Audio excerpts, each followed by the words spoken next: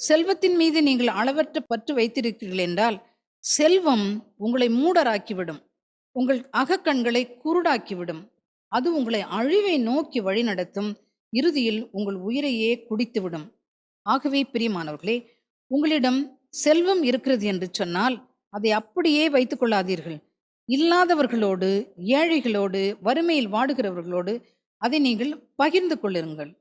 நீங்கள் வைத்திருக்கும் எல்லாமே, உங்களுடைய சொத்து, உங்களுடைய பணம், உங்களுடைய செல்வம், உங்களுடைய உடைமைகள், உங்களுடையது என்று நீங்கள் சொல்லக்கூடிய எல்லாமே கடவுள் கொடுத்த தானம், அவர் கொடுத்த பிச்சை என்பதை நீங்கள் உணர்ந்து தாட்சியோடு செல்வத்தின் மீது பற்றற்றவர்களாக வாழுங்கள் பிரியமானவர்களே.